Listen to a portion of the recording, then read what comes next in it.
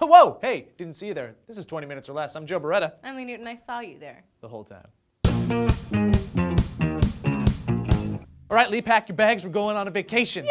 To the moon. It's about time! Yeah, it is, and I don't care what you say. We're listening to Frank Sinatra's Fly Me to the Moon, the entire 230,000 some odd miles. That sounds excessive! Okay, fine. I'll also accept Moon Dance, Blue Moon, Man on the Moon, Moon River, Dark Side of the Moon, Bad Moon Rising, and Can't Fight the Moonlight. From Coyote Ugly? Yes. That girl was just trying to make it in the big city. So, a space research company by the name of Excalibur Almaz has announced their plans to shoot people up into space for missions around the moon. The last human to get close to the moon did so 40 years ago. Only 24 extremely privileged have done so in all, and according to the Wall Street Journal, 520 lucky souls have had the opportunity to enjoy a space flight. This company hopes to change that. Here's how they plan on getting it done. They got a hold of 6 Soviet-era space vehicles and they modernized them up to today's standards. CEO Art Dula explained that they have 4 reusable re-entry vehicles and 2 Salyut-class 29-ton space stations equivalent to the Russian Mir core or the International Space Station Zyra module.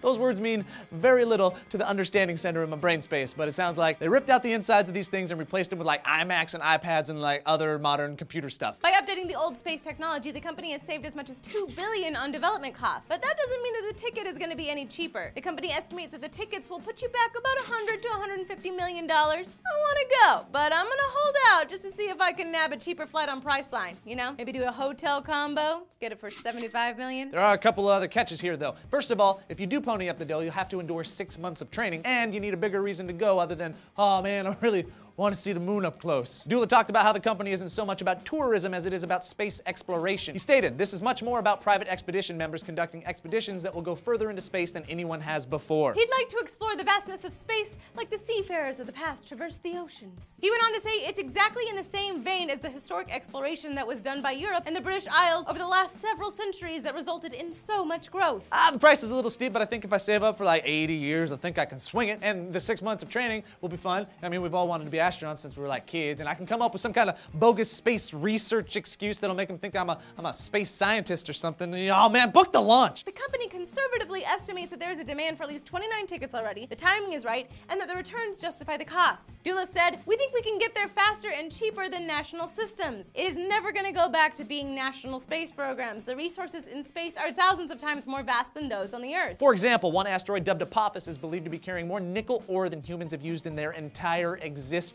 And the Excalibur company claims they can get to that asteroid. Well, guess what, Dula? We ain't going to Apophis because there ain't no good songs about asteroids for the mixtape. That's not true. What about Crazy Crazy Asteroid? That cute 1940s song. Baby little asteroid, get into my bathtub gin. Okay, I remember that. And there's that one called Drop That Asteroid. There was like, get low, girl, and show me that asteroid. I'm gonna be your little soldier astro boy. Get me pumped like I'm on asteroids. Book the launch. Book the launch! All right, you guys, if you had $150 million given to you, would you keep it or would you take a trip to the moon? Let us know in the comments down below. And don't forget to click that like and subscribe button if you haven't. Click the annotation down below or go to SourceFed.com for our 5 daily stories and every other story we've ever done. I'm Lee Newton. I'm Joe Beretta. We're going to space!